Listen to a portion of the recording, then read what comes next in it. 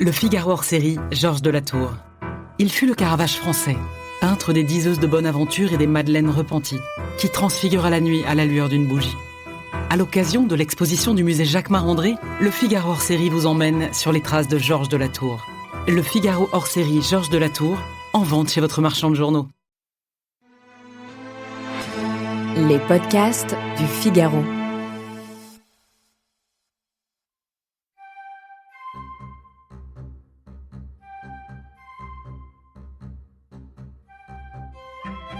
Bonjour et bienvenue dans Les Engagés, le podcast qui donne la parole à celles et ceux qui rendent le monde meilleur, pas à pas.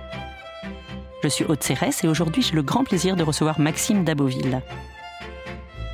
Ce qu'il faut, c'est éveiller chez les gens la connaissance, éveiller la joie, l'envie d'apprendre. Il faut que le prof soit assez libre pour pouvoir libérer son énergie enthousiasmante pour l'élève. Et aujourd'hui, on a très très peur de ce qu'on dit, de ce qu'on machin. Si on n'a que de la mollesse en face de soi, on n'a goût à rien. Enfin voilà, c'est tout. Je pense que l'inverse de la tristesse n'est pas la joie, mais c'est vraiment l'action. Je crois qu'il faut beaucoup d'innocence aussi pour se dire que rien n'est impossible. Le bonheur, c'est aussi faire du bien aux autres. Parce que la générosité, aussi basique que ça, on l'oublie. On est tous capables d'atteindre cette excellence. Bats-toi, essaie de faire ce que tu peux. Savoir ce pourquoi on se lève chaque jour. Ça vaut la peine, quoi. Qu'est-ce que je veux ? Qu'est-ce que je veux vraiment ? Qu'est-ce qui est le plus important ? Si vous avez envie de voir ça de plus près, il faut s'engager. Et moi, c'est pour ça que je parle.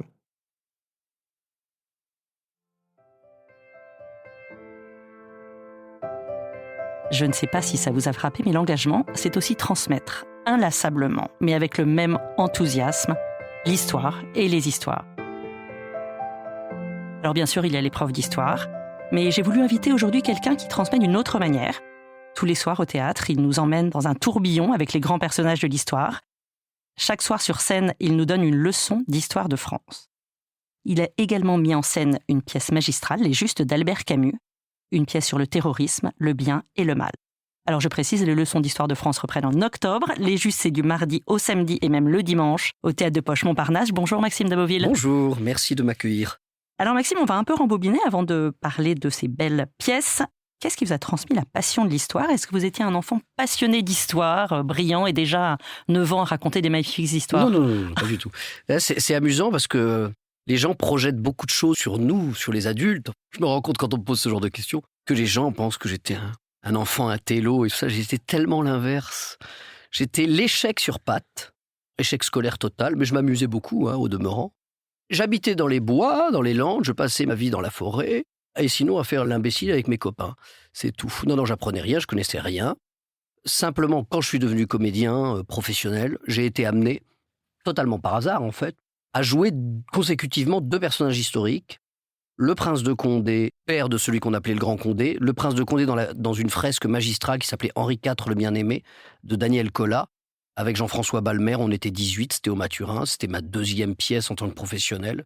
Et juste après, La Conversation de Jean d'Ormesson, où je jouais le rôle de Bonaparte, qui était un grand succès, puisqu'on l'a joué 1 an au Grand Théâtre Hébertot, puis on l'a joué 4 mois à Montparnasse, et puis une tournée, donc en fait pendant 2 ans. Ça, c'était en quelle année ? La Conversation, ça a démarré en septembre 2012. Comme je suis un garçon consciencieux, pour jouer ces rôles, je me suis un peu intéressé à l'histoire autour. Et il se trouve que c'est une époque où il avait été réédité quelques années avant, toute l'histoire de France de Michelet. Donc j'ai un peu lu, je me suis rendu compte qu'il y avait tout un courant de l'histoire de France au 19e, qui avait raconté l'histoire avec vraiment une langue superbe, et j'étais déjà quand même assez sensible à la langue, mais encore une fois, c'est pareil, c'est de manière très conjoncturelle. Pourquoi j'étais sensible à la langue ? Parce que je sortais du cours Cochet, donc j'avais une certaine sensibilité au style, et donc je me suis rendu compte que l'histoire de France avait été contée avec grand style, en fait, au 19e. D'abord par Michelet, évidemment, qui est vraiment le grand écrivain de l'histoire de France. On l'appelle parfois l'inventeur de l'histoire de France, parce que c'est vrai qu'avant, on racontait pas beaucoup l'histoire de France, à part aux rois, etc., pour les éduquer, mais voilà, c'était plus privé. Et là, j'ai eu cette idée. Je venais de faire un seul en scène. Mon premier spectacle professionnel, mon premier vrai spectacle professionnel, c'est Journal d'un curé de campagne de Bernanos, qui était un roman mis sur scène. Donc là, je me suis dit, si je faisais quelque chose pour transmettre l'histoire, en réalité, ça me permettrait moi-même de l'apprendre. Et donc, je me suis plongé et j'ai eu cette idée de raconter l'histoire, mais que à travers les grands écrivains, et notamment du 19e, le grand style romanesque, le grand style lyrique du 19e. J'ai commencé par le Moyen-Âge, et puis là, j'en suis à Napoléon. Voilà, je ne serais pas allé naturellement vers l'éducation, on va dire. Mais il se trouve que j'avais ma grand-mère maternelle, qui est une femme extrêmement courageuse, très brillante. Et elle était passionnée d'histoire, mais vraiment. C'est-à-dire que j'ai eu quand même beaucoup d'ancêtres dont on entretient la mémoire dans la famille, notamment d'un point de vue militaire, parce que je viens d'une famille paternelle, d'une famille d'artilleurs, de généraux d'artillerie, notamment sous Napoléon. Il y a eu des figures assez marquantes de l'histoire, enfin pour ceux qui connaissent un peu les choses de manière très très précise, attention. Je ne suis pas en train de dire que je suis le neveu de Talleyrand non plus. Donc vous avez 3 spectacles. Il s'appelle Une leçon d'histoire de France, c'est le titre générique. Il y a De l'an 1000 à Jeanne d'Arc, de 1515 au Roi Soleil et la Révolution.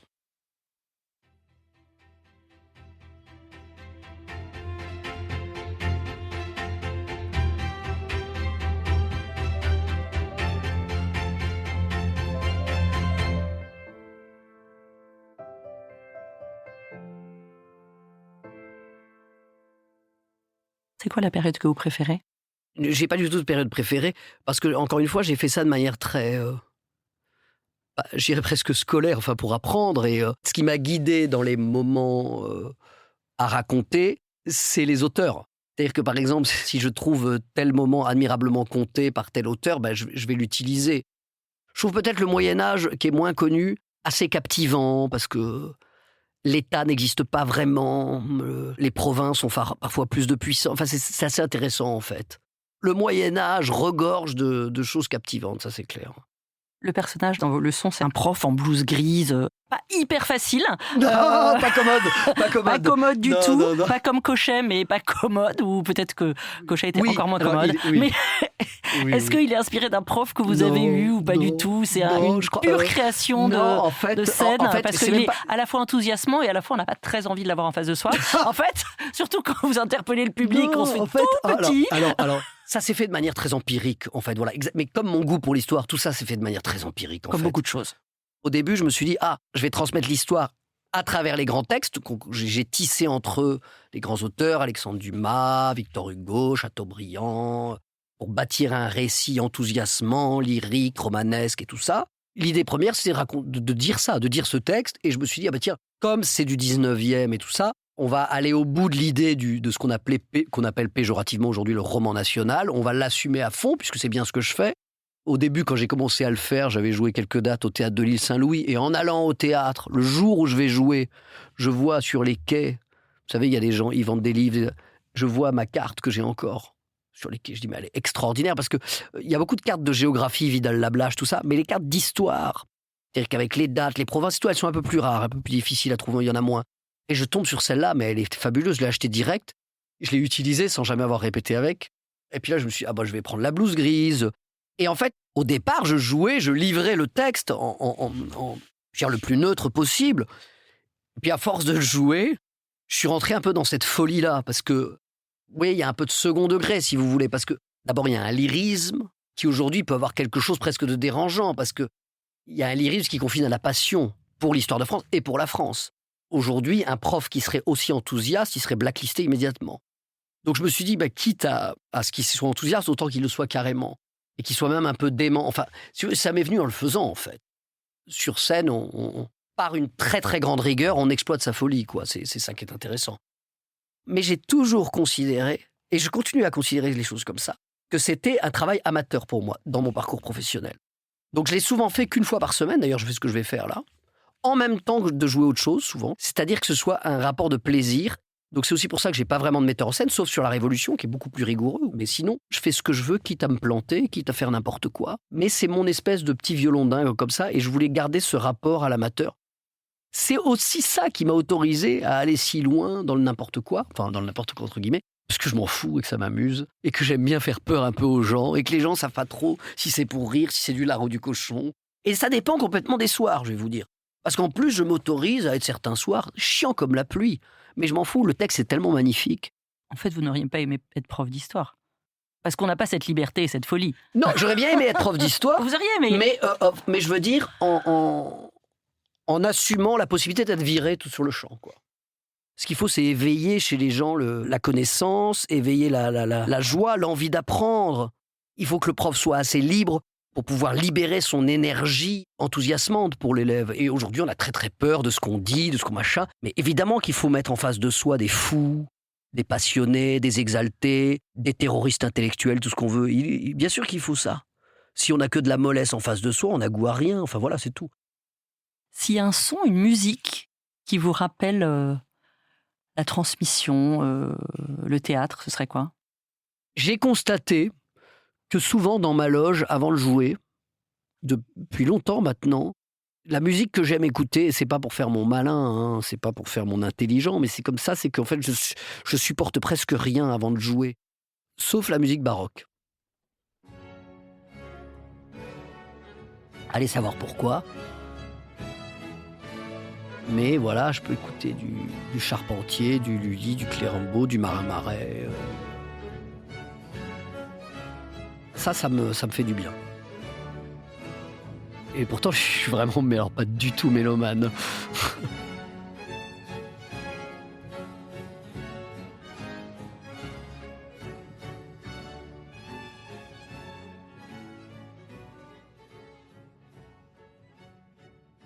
Vous avez mis en scène Les Justes Oui. Au théâtre de Poche-Montparnasse. Alors pourquoi Les Justes ? Ce n'est pas mon initiative. Vous constaterez qu'en fait, j'ai très peu d'initiatives dans la vie. C'est comme Napoléon, il disait ce sont les circonstances qui me font agir. En l'occurrence, ce sont les acteurs de la compagnie des Fautes de Frappe, enfin qui eux-mêmes font plein de choses, mais qui sont aussi réunis au sein de cette compagnie, qui m'ont demandé de les mettre en scène dans Les Justes. J'avais jamais fait de mise en scène. Ça me paraissait très bizarre qu'on me demande ça au début. Enfin, je veux dire, je me suis dit, bon, écoutez, je sais pas, voilà. En réalité, à force de ne pas dire non, j'ai dit oui. C'est très souvent mon cas dans la vie. Non, mais vous voyez, je suis très décevant. C'est qu'en fait, je suis une espèce d'indécis, donc souvent, en fait, c'est pas vraiment que j'ai dit oui. C'est pas tellement mon oui est un oui, c'est que mon absence de non finisse par devenir un oui.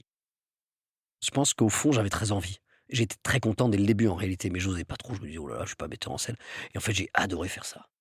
Mais surtout, effectivement, en lisant la pièce, en les écoutant me faire la lecture, parce que eux considéraient que c'était vraiment pour moi.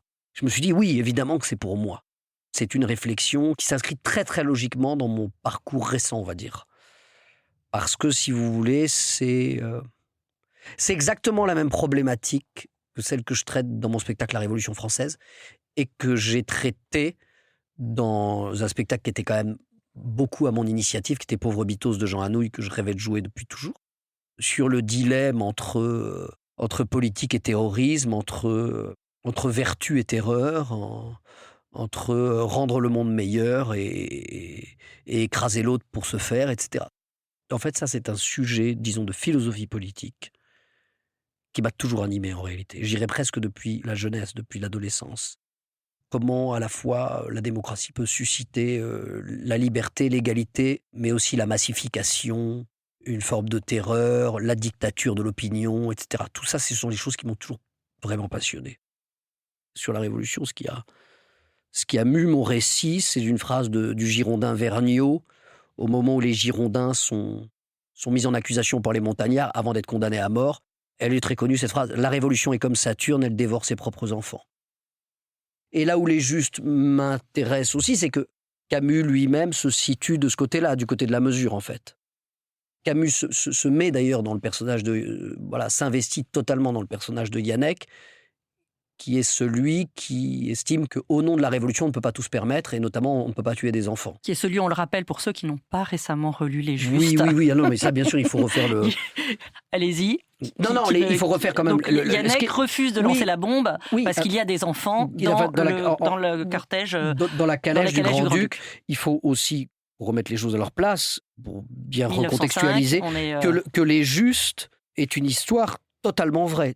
Tout dans la pièce est vrai, c'est ça qui est... Et moi-même, je ne le savais pas. C'est l'histoire de l'attentat en 1905 contre le grand-duc Serge, qui était l'oncle du tsar, qui était gouverneur de Moscou, qui était un personnage assez dur, qui avait fait notamment réprimer dans le sang une manifestation de manière très violente. Ce sont un peu les prémices de la Révolution russe.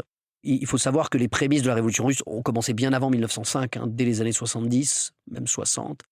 Il y a eu deux types de terroristes, les nihilistes, qui sont ceux en fait qui ont gagné à la fin, dont Stepan est le représentant. Leur gourou, c'était Netchaïev. Et eux estimaient, ils ont d'ailleurs écrit un catéchisme révolutionnaire que j'ai, ce qui est hallucinant, quoi. Donc il faut détester tout le monde, il faut tuer, pour les générations futures. C'est toujours pour une bonne cause, ça qui est terrible. Pour les générations futures, aujourd'hui, il faut tout massacrer, quoi, en gros. Ça va très très loin, le catéchisme révolutionnaire. Et il y avait ce que Camus appelait les meurtriers délicats, qui étaient moins nombreux, c'est-à-dire qu'il y avait un sens beaucoup plus chevaleresque de l'honneur, et il en parle d'ailleurs, Kaliaïev. Kaliaïev s'est exactement comporté comme dans la pièce, il n'a pas jeté la bombe parce qu'il y avait des enfants.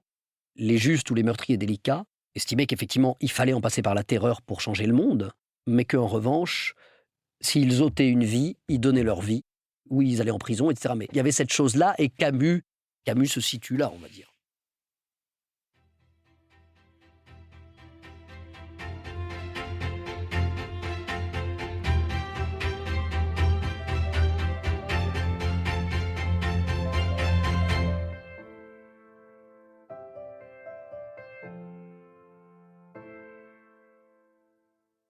À partir de janvier, je joue dans une comédie de Sébastien Thierry qui s'appelle Cochon d'Inde au Théâtre des Nouveautés. Et la pièce est absolument géniale. Et en fait, c'est une reprise, elle a été créée il y a 20 ans au Théâtre Hébertot. Et je pense que c'est la meilleure pièce de Sébastien Thierry. Je ne sais pas si vous connaissez cet auteur, mais c'est un auteur de comédie assez surréaliste qui marche très très fort généralement. Enfin, il a fait beaucoup de pièces à succès, on va dire. Voilà. Donc là, c'est encore complètement autre chose. Qu'est-ce qui vous anime chaque soir ? L'envie de bien faire mon travail. Et quand je fais bien mon travail, il pourrait en témoigner à la maison. Je suis très content en arrivant. Quand je fais pas bien mon travail, il pourrait en témoigner à la maison. Ça va pas très bien. Qu'est-ce qui vous aide à vous ressourcer en dehors du théâtre ? Quelque chose qui me vient spontanément, c'est j'irai la randonnée, marcher dans la nature. Ça, c'est quelque chose que j'ai toujours aimé, qui me fait du bien. Après, oui, la lecture. Je suis un lecteur assez laborieux, assez lent. Mais oui, j'ai toujours un livre quelque part. J'essaie, notamment dans le RER, de ne pas me laisser trop bouffer par le téléphone, de continuer à lire. Vous êtes plutôt Stéphane ou Yannick ? Philosophiquement, c'est sûr, je suis plutôt Yannick, bien sûr. Il y a plein de gens qui sont plutôt Stéphane et qui le disent. C'est ça que je trouve génial. Merci beaucoup, Maxime Daboville. Je rappelle que vous avez mis en scène Les Justes au Théâtre de Poche-Montparnasse, qui passe actuellement, que vous allez rejouer les leçons d'histoire de France au Théâtre de Poche-Montparnasse. Merci. Merci à tous d'avoir écouté ce podcast. Je rappelle que vous pouvez écouter Les Engagés sur Figaro Radio, sur le site du Figaro et toutes les plateformes d'écoute. À bientôt. Le Figaro hors série, Georges de la Tour. Il fut le Caravage français, peintre des diseuses de bonne aventure et des madeleines repenties, qui transfigura la nuit à la lueur d'une bougie. À l'occasion de l'exposition du musée Jacquemart-André, le Figaro hors série vous emmène sur les traces de Georges de la Tour. Le Figaro hors série Georges de la Tour, en vente chez votre marchand de journaux.